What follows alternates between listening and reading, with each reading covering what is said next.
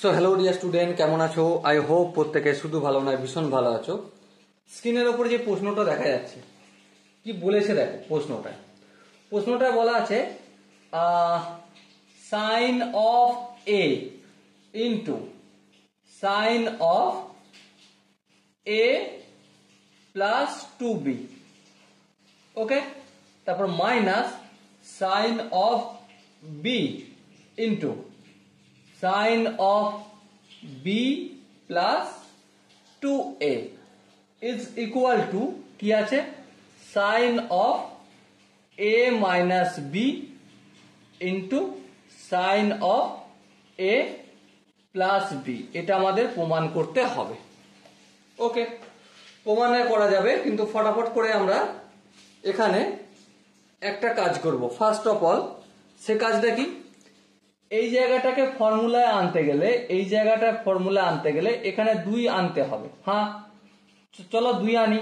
তাহলে 2 into sine A into sine of A plus 2b minus 2 into sine B into sine of B plus 2a। কিন্তু একটা প্রশ্ন আছে। প্রশ্নটা কি, যে এখানেও 2 এনেছি আর এখানেও 2 এনেছি, ভুল করেছি? হ্যাঁ, ভুল করেছি। স্বীকার করতে কোনো রাজি নেই, মানে প্রবলেম নেই যে আমি ভুল করেছি। তাহলে ভুলটাকে সংশোধন করার জন্য এই পুরোটা ব্যাকেট দিয়ে দিচ্ছি আর হাফ দিয়ে মাল্টিপল করে দিচ্ছি। তাহলে হাফটা যদি এখানে গুণ হয় তাহলে এই 2 আর এই 2 কেটে যাবে। আবার যদি হাফটা এখানে গুণ হয় উপরের 2 নিচের 2 কেটে যাবে। তার মানে এটা এক জিনিস হয়ে যাবে, ওকে। এর পরের স্টেপে যেটা করব সেটা কি, ফর্মুলা ইউটিলাইজ করব। এবারে কোন ফর্মুলা করব সেটা আমরা প্রথমে লিখে নিই। ফর্মুলা হচ্ছে 2 into sine of A into sine B, 2 sine A sine B is equal to, I hope আমি বাদ দিয়ে বাকি সবাই জানো sine A 2 into sine A sine B এর সূত্র কি? কি সূত্র? কস অফ কি, cos of A minus B minus cos of A plus B, okay. তো এই ফর্মুলাটা একমাত্র ফর্মুলা এখানে ইউটিলাইজ করে দেবো 2 জায়গাতে। তাহলে হাফ লিখবো, যেমন আছে তেমন থাকলো। সাইন এটাকে আমি এ বলেই মনে করছি, আর বিটাকে আমি এ প্লাস 2b, এইটাকে আমি বি বলে মনে করছি। তাহলে সূত্র অনুযায়ী কি হবে, কস এ মাইনাস বি মানে এ মাইনাস এ মাইনাস 2b। তারপর সূত্রে মাইনাস, এই মাইনাস দিলাম, কস এ প্লাস বি মানে এ প্লাস 2b, তাহলে এ প্লাস 2b, ওকে।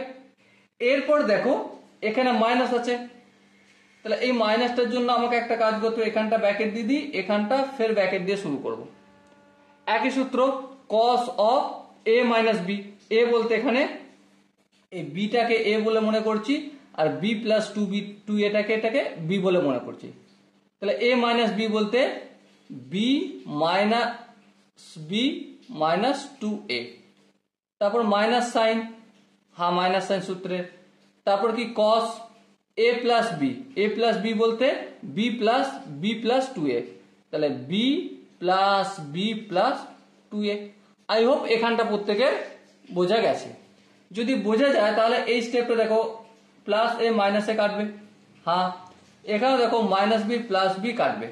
সো কি পাবো আমি, হাফ অফ, এখানটা কি হবে, কস অফ মাইনাস 2b, তার মানে কস অফ 2b বলতে পারি। আচ্ছা এখানটা কি আছে দেখো, মাইনাস কস এ প্লাস এ 2a প্লাস 2b, তাহলে এই 2a প্লাস 2b লিখে রাখলাম। তারপর দেখো মাইনাস প্লাসে obviously minus cos minus 2a, কস 2a হয়ে যাবে, তাহলে এই কস 2a করে দিলাম। মাইনাসে মাইনাসে প্লাস, আর এখানটা কি আছে, কস 2a বি প্লাস বি, তাহলে কি হবে এটা, 2a plus 2b। I hope তোমরা এটা প্রত্যেকে বুঝতে পারছো, ওকে। এবার যদি ধ্যান দিয়ে লক্ষ্য করো, কি লক্ষ্য করবে, এখানে দেখো এই জিনিসটা সেম আছে, হ্যাঁ সেম আছে, শুধু এখানে প্লাস চিহ্ন আছে আর এখানে মাইনাস চিহ্ন আছে। সো এই দুটো কি হয়ে যাবে, ক্যান্সেল আউট হয়ে যাবে।